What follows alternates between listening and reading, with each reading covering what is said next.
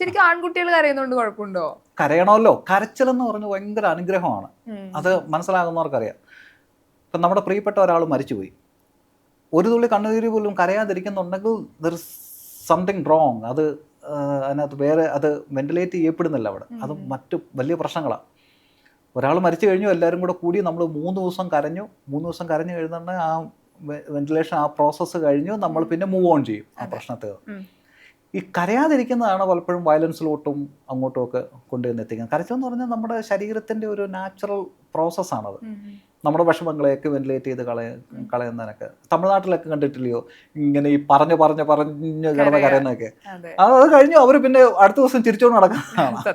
അതൊരു ventilation process അവിടെ നടക്കുന്നുണ്ട്. അത് നടക്കണമെന്നുള്ളതാണ്. അത് ആൺകുട്ടികൾ പറയുന്ന സോഷ്യൽ റോൾ ഉണ്ടാക്കി വെച്ചേക്കുന്നതിൻ്റെ പ്രശ്നങ്ങൾ. അതെനിക്കൊന്ന് കൂടുതലും പെൺകുട്ടികളൊക്കെ തന്നെ ആയിരിക്കും പറയുന്നത്. ആണോ? പെൺകുട്ടികളുടെ ഒരു എക്സ്പെക്ടേഷൻ. ഇപ്പം വലിയേട്ടനകത്തെ മമ്മൂട്ടി പോലെ, അല്ലെ നരസിംഹത്തിലെ ലാലേട്ടൻ പോലൊക്കെ അങ്ങനെ ആർക്കും ഒരാൺകുട്ടിക്കും അങ്ങനെയൊന്നും കാണിക്കാൻ പറ്റില്ല. റിയൽ ലൈഫിൽ ഇവരെല്ലാം ഭയങ്കരമായിട്ട് പല കാര്യങ്ങളെ പറ്റിയും വറീഡാണ്. അത് വെളിയിൽ കാണിക്കാത്ത വലിയ പ്രശ്നങ്ങളുണ്ടാക്കും. കല്യാണം കഴിക്കാൻ പോകുന്നവർക്ക് അറിഞ്ഞിരിക്കേണ്ട 3 കാര്യങ്ങൾ എന്ന് പറഞ്ഞിട്ടുണ്ട്. അത് എനിക്കൊന്ന് കുക്കിംഗ് വളരെ ഇമ്പോർട്ടന്റ് ആണ് എന്ന് വിശ്വസിക്കുന്നുണ്ടോ? ഇല്ല, ഞാൻ ആ പറഞ്ഞതിനകത്ത് എവിടെയോ ഒരു തെറ്റിദ്ധാരണ വന്നു. നമ്മളൊരു ജനറലായിട്ട് പറഞ്ഞു. ഞാൻ എൻ്റെ ഒരു അഭിപ്രായം, കുക്കിംഗ് ഇഷ്ടമില്ലാത്ത പെൺകുട്ടികളുണ്ട് എന്നെനിക്ക് തോന്നുന്നില്ല. പക്ഷേ നീ ഇത്ര പേർ കുക്ക് ചെയ്തേ പറ്റൂ എന്ന് പറഞ്ഞു കഴിഞ്ഞാൽ എന്നാൽ പിന്നെ നിങ്ങൾ അങ്ങ് ചെയ്യ് എന്നുള്ള രീതി. അതിനർത്ഥം പെൺകുട്ടികൾക്കെല്ലാം കുക്കിംഗ് ഇഷ്ടമാണെന്നോ പെൺകുട്ടികൾ കുക്ക് ചെയ്യണമെന്നോ അല്ല. നമ്മൾ ഈ റീൽസിനകത്തെ 3-4 വേർഡ്സിനകത്തൊക്കെയാണ് നമ്മൾ റീൽസ് കൊടുക്കുന്നത്. അപ്പോൾ അതിന് ഒത്തിരി ക്ലാരിഫിക്കേഷൻ കൊടുക്കാനോ എക്സ്പ്ലനേഷൻ കൊടുക്കാനോ പറ്റത്തില്ല. അതുകൊണ്ട് അവിടെ ഒരു ചെറിയൊരു തെറ്റിദ്ധാരണ വന്ന പോലെ തോന്നുന്നു അങ്ങനെ പറഞ്ഞാൽ. ഞാനത് പിന്നെ അതിനർത്ഥം അങ്ങനെ ഒരു സോഷ്യൽ റോളുകൾ ഇങ്ങനെ മാറിക്കൊണ്ടേയിരിക്കും.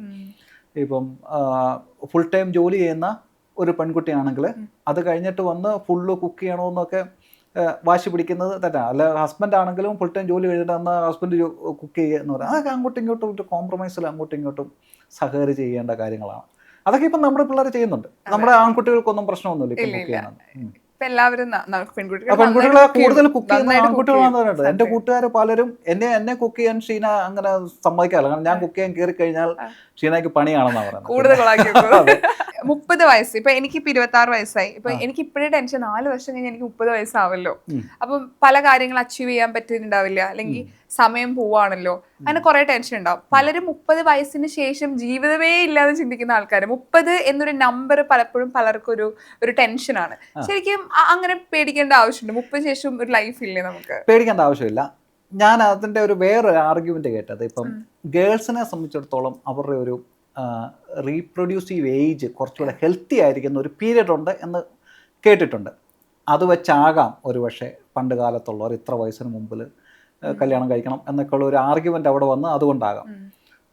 പക്ഷേ അങ്ങനെ പേടിക്കേണ്ട യാതൊരു കാര്യമില്ല. ഇപ്പം മക്കളുണ്ടാകുന്നത് മാത്രമല്ല, സ്വന്തം കാലിൽ നിൽക്കാൻ പറ്റാതെ ചെന്ന് എവിടെയെങ്കിലും കയറി കൊടുത്തു കഴിഞ്ഞാൽ അതിൻ്റെ മേളിൽ മക്കളൂടെ വന്നു കഴിഞ്ഞാൽ പിന്നെ അത് എക്സ്ട്രാ ബർഡനേ ആവത്തുള്ളൂ. അവർക്ക് തന്നെ നിൽക്കാൻ പറ്റുന്നില്ല. പിന്നെ എന്തിനാണ് 2-3 മക്കളും കൂടെ ആയിക്കഴിഞ്ഞാൽ പിന്നെ എങ്ങനെ നോക്കും? പിന്നെ അടിമ ജീവിതം പോലെ മറ്റുള്ളവരെ ഡിപ്പെൻഡ് ചെയ്ത് നിൽക്കണം. ഞാൻ ആൺകുട്ടികളുടെ കാര്യം കൂടാണ് പറഞ്ഞത് കേട്ടോ. കാരണം 30-നുള്ള ജോലി ആയാലും നല്ല സ്റ്റേബിൾ ആയാലും എന്നുണ്ടെങ്കിൽ 30-നുള്ള കല്യാണം കഴിച്ചേ പറ്റൂ, ഇല്ലേ പെണ്ണ് കിട്ടില്ല. അതൊരു ഭയങ്കര ഒരു ബാധ്യത അവിടെ നിലനിൽപ്പുണ്ട്. കല്യാണം കഴിച്ച മെമ്പേഴ്സ് കൂടുന്തോറും ഈ ഫൈനാൻഷ്യൽ ബേർഡും കൂടി വരികയാണ്. അപ്പോൾ നമ്മൾ മേക്ക് ഷുവർ ചെയ്യണം എനിക്കത് മീറ്റ് ചെയ്യാൻ പറ്റുമെന്നുണ്ടെങ്കിൽ അതിനകത്ത് ഇറങ്ങേണ്ട ആവശ്യമുള്ളൂ. അതില്ലാന്നുണ്ടെങ്കിൽ പിന്നെ വലിയ പ്രശ്നങ്ങളാണ്. വയസ്സിന് ശേഷവും നമുക്ക് എക്സ്പ്ലോർ ചെയ്യാൻ ഇനി അവസരങ്ങളൊക്കെ. വയസ്സങ്ങനെ ഒരു പ്രശ്നം എനിക്ക് അറിയത്തില്ല. ഇപ്പം അമേരിക്കയിലൊക്കെ നമ്മൾ ഡ്രൈവ് ചെയ്യുന്ന കാണുന്നത് 75-80 വയസ്സുള്ളവന്മാരാണ് റൈഡേഴ്സ്.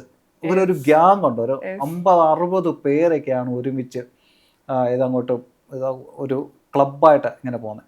എൻജോയ്മെൻ്റ് കാര്യത്തിൽ ഈ ഡാൻസ് ചെയ്യുന്നതിനും ബൈക്ക് ഓടിക്കുന്നതിനും പിന്നെ വിവാഹം കഴിക്കുന്നതിനും പ്രണയിക്കുന്നതിനും ഇതിനൊക്കെ ആരാണ് ഈ ഏജ് കൊണ്ടുവന്ന് വെച്ചിട്ടുള്ളത്? ഏജിൻ്റെ ആവശ്യമില്ല. നിനക്ക് ഇഷ്ടമാണോ നീ അത് ചെയ്യുക എന്നുള്ളതേ ഉള്ളൂ. അങ്ങനെ ഒരു സാഹചര്യം സൊസൈറ്റി കൊടുക്കുന്നുണ്ടെയാണ്. ഇപ്പം പല വ്യാഖ്യാനങ്ങളുണ്ട്.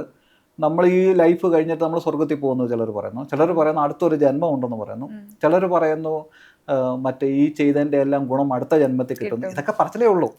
നമ്മുടെ കയ്യിലുള്ള ഇപ്പോഴത്തെ ഈ ലൈഫ് എന്നേ ഉള്ളൂ. അതിൻ്റെ ഏത് ഏജിലും നമുക്ക് ഇഷ്ടമുള്ള പോലെ ചെയ്യുന്നതിന് പറ്റുന്നതാണ് ഒരു ഹെൽത്തി സൊസൈറ്റി എന്ന്. മറ്റുള്ളവരെ ഉപദ്രവിച്ചില്ലെങ്കിൽ, മറ്റുള്ളവർക്ക് ദോഷമില്ലെങ്കിൽ, അവന് 60-ാമത്തെ വയസ്സ് കല്യാണം കഴിച്ചെങ്കിൽ അവർ കഴിക്കട്ടെ, അതിനെന്താണ് കുഴപ്പം? ബാക്കിയുള്ളവരെ നിർബന്ധിച്ച് പിടിച്ചുകൊണ്ട് വന്നല്ല ചെയ്തതെന്നുണ്ടെങ്കിൽ പിന്നെ ആർക്ക് എന്താണ് കുഴപ്പം? അങ്ങനെ ഒരു ഏജ് സെറ്റ് ചെയ്ത് വെക്കുന്നതാണ് ഈ ഏറ്റവും വലിയ പ്രശ്നം. ചിലരങ്ങ് വീടിനകത്ത് അങ്ങ് ഇരുന്ന് പോകും. ലേഡീസൊക്കെ ആണെങ്കിൽ 40 വയസ്സായി, ഇനി ഞാൻ എന്തിനാണ് പോകുന്നത്, ഞാൻ മക്കൾ വളർന്നു, അല്ലെങ്കിൽ 45 എൻ്റെ സ്കൂളിലായി, ഹൈസ്കൂളിലായി, ഇനി ഞാൻ അങ്ങനെ പോകുന്നത് ശരിയാണോ? അങ്ങനെയൊക്കെ ചിന്തിച്ച് അങ്ങ് ലൈഫ് അവിടെ വെച്ച് അങ്ങ് സ്റ്റോപ്പ് ചെയ്യുകയാണ്. മരിക്കുന്നതിന് മുമ്പേ മരിച്ചു പോവുകയാണ് പലരും. ഈ നമ്മളിപ്പോൾ ഒരു വാർത്ത അല്ലെങ്കിൽ ന്യൂസ് ചാനലൊരു വാർത്ത രാവിലെ ഇട്ട് നോക്കിയാൽ ആത്മഹത്യ കേസസിന്റെ എണ്ണം കൂടിക്കൊണ്ടിരിക്കുകയാണ്. അത് ആൺകുട്ടികളുടെ ഇടയിലാണ് കൂടുന്നത്, ശ്രദ്ധിച്ചോ? അതിനും പറഞ്ഞു.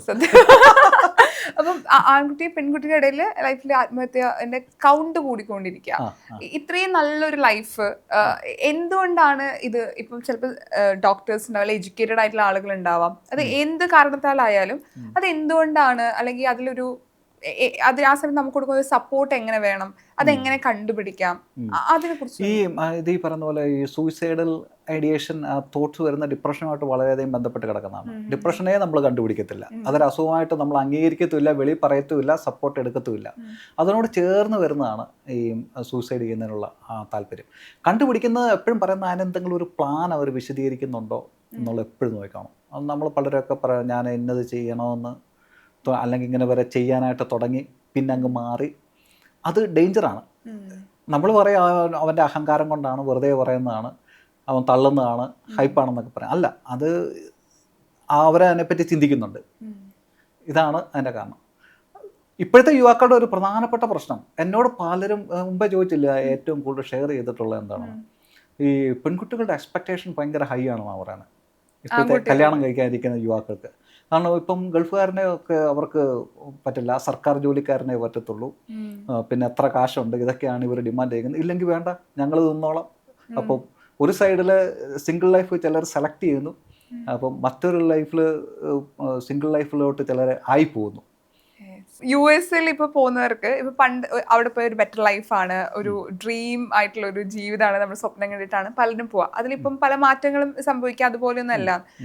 ഇത്ര വർഷത്തെ ഒരു അവിടെ ജീവിച്ച ഒരാളെന്ന നിലയിൽ നമ്മളിപ്പം സ്വപ്നം കാണുന്ന ഒരു ജീവിതം നമുക്ക് USA കിട്ടോ? USA എന്ന് പറഞ്ഞാൽ പണിയെടുക്കുക എന്നുള്ളതാണ്. ഇത് ഗൾഫിൽ പോയാലാണ് പണിയെടുക്കുക എന്നുള്ളത് എല്ലാവർക്കും അറിയാം. USA എന്ന് പറഞ്ഞാൽ പണിയെടുക്കുക എന്നുള്ളത്. ഇപ്പം ഞാൻ താമസിക്കുന്ന ന്യൂയോർക്കിലാണ്. അവിടുത്തെ കോസ്റ്റ് ഓഫ് ലിവിങ് എന്ന് പറഞ്ഞാൽ ഭയങ്കര ഹൈ ആണ്. നമ്മൾ വീടിന് മോർഗേജ് അടയ്ക്കുന്നത്, ലോൺ അടയ്ക്കുന്നത്, നമ്മൾ കാറുകൾ എടുക്കുന്നെങ്കിലും അതിൻ്റെ ലോൺ അടയ്ക്കണം, കുട്ടികളുടെ വിദ്യാഭ്യാസം, ഇതല്ലാണ്ട് ഒരു മാസം നമുക്ക് എത്ര ലക്ഷം രൂപ ഉണ്ടെങ്കിൽ നമുക്കവിടെ ജീവിക്കാൻ പറ്റത്തുള്ളൂ. ഇല്ലെങ്കിൽ നമുക്കവിടെ നിൽക്കത്തില്ല, നമ്മൾ ഹോംലെസ് ആകും, അല്ലെങ്കിൽ നമ്മൾ റോഡിൽ പോകും, അങ്ങനെ നമുക്ക് ജീവിക്കാൻ പറ്റത്തില്ല. അത്രയും വരുമാനം നമുക്ക് കിട്ടണമെന്നുണ്ടെങ്കിൽ നല്ലോണം പോയി പണിയെടുത്തേ പറ്റത്തുള്ളൂ.